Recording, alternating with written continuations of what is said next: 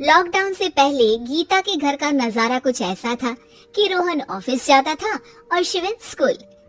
जिनके घर से जाने के बाद गीता काम खत्म करके बाकी समय आराम करती थी।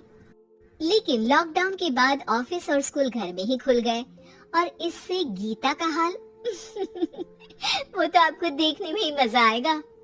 शिवेन, ओ शिवेन, महाराज उठने के लिए क्या 21 तोपों की सलामी लेंगे? अरे बिस्तर से बाहर निकल, ऑनलाइन क्लास स्टार्ट होने वाली है। अरे तुम भी हद करती हो, स्पीकर की तरह चिल्लाने की क्या जरूरत है? दिख नहीं रहा मेरी कॉन्फ्रेंस चल रही है। अब कैमरा और स्पीकर ऑन कर रहा हूँ, मुझे कोई शोर नहीं चाहिए। इस पर जैसे ही रोहन लैपटॉप का कैमरा और स्पीकर ऑन करता है तभी कुकर की सीटी बजती है। करा लो अब इसे चुप। लॉकडाउन नहीं हुआ, मेरी मौत का फरमान जारी हो गया। दोनों बाप बेटे ने नाक में दम किया हुआ है। ऐसा बोलकर गीता वहां से शिविन के कमरे में पहुंच जाती है, जहां शिविन अभी भी सो रहा होता है।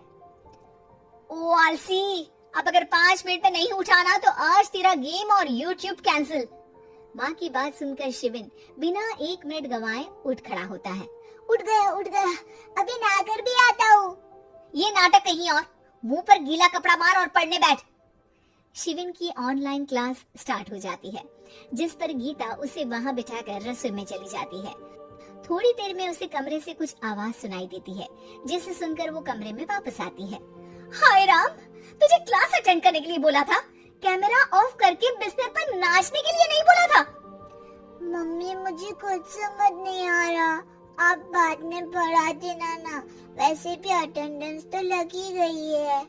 हाँ हाँ बेटा, जरूर बन जा, तू अभी से हम सबका बाप बन जा। अरे नहीं मतलब कहाँ से लाते हो इतना दिमाग, और पढ़ाई करते हुए ये चला कहाँ जाता है? नाइस क्वेश्चन, दिमाग से पूछकर बता दूंगा। शिविन की बातों से परेशान होकर गीता उसे मारने के लिए जैसे ही आगे बढ़ती है तभी वो कमरे से बाहर भाग जाता है। अब शिविन आगे आगे और गीता हाथ में चप्पल पकड़े उसके पीछे पीछे पूरे घर में दोनों घूम रहे होते हैं।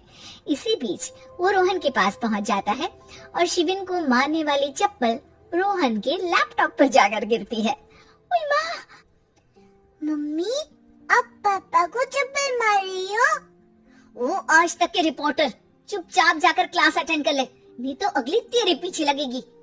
इस पर शिविन वहां से चला जाता है, जिसके बाद रोहन गीता से कहता है, इस सर्कस के लिए कुछ बोलना चाहोगी? अरे क्या करूं, जब से तुम दोनों घर में रहने लगे हो, घर अपने आप ही सर्कस बन गया है और मैं तुम्हारी नौकर। कभी बेटी को संभालो तो कभी बाप के नखरे उठाओ। इन्हीं सब उथल पुथल में दिन बीतते रहते हैं, जिसमें हर रोज घर के अंदर कुछ नया सियप्पा खड़ा मिलता है, जो ज्यादातर शिविन और रोहन की ऑनलाइन स्कूल और ऑफिस से रिलेटेड ही होता है। एक सुबह, शिविन चल उठ, आज की क्लास जल्दी है। कैमरा ऑफ करके आप अटेंड कर लो। अरे ऐसे छित्तर पड़ेंगे, दादी नानी सब एक साथ याद आ जाएंगी। गीता की लाख मशक्कतों के बाद क्लास तो खत्म हो जाती है, लेकिन उसके बाद शिविन फोन इस्तेमाल करते हुए इंस्टाग्राम रील बनाने लगता है। रसोड़े में कौन था? तुम थी, मैं थी, कौन था? कौन था? हाँ, मैं गरीब हूँ। अरे ओ गरीब के बेटे, आजा, मैं बनाती हूँ तुझे गरीब। मैं बताती हूँ रसोड़े में कौन था। पढ़ाई करने बोलो तो इनकी माँ मर जाती है और ये पागलपंतियां जितनी मर्जी करा लो। गीता शिविन को डांट रही होती है, तभी रोहन बीच में बोल पड़ता है, अरे बच्चा ही तो है, इतना गुस्सा क्यों कर रही हो? बेटे का साथ देने की इसी एक कोशिश में अब शिविन के साथ साथ रोहन भी गीता के गुस्से की सूली पर चढ़ जाता है।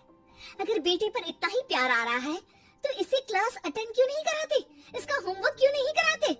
उस समय तो बहुत जल्दी मीटिंग आ जाती है, वो काम मैं करूं और यहाँ इस बेफिजूली की चीज में तरफदारी करके बन जाओ महान। हे भगवान, कोई तो इनके ऑफिस और स्कूल खुलवाओ, मैं इन्हें और घर में नहीं सह सकती।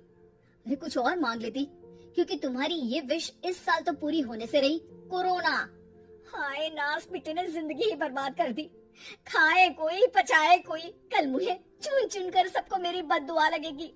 उन्होंने दुनिया का और इन बाप बेटे दोनों ने मेरा जीना मुश्किल कर दिया।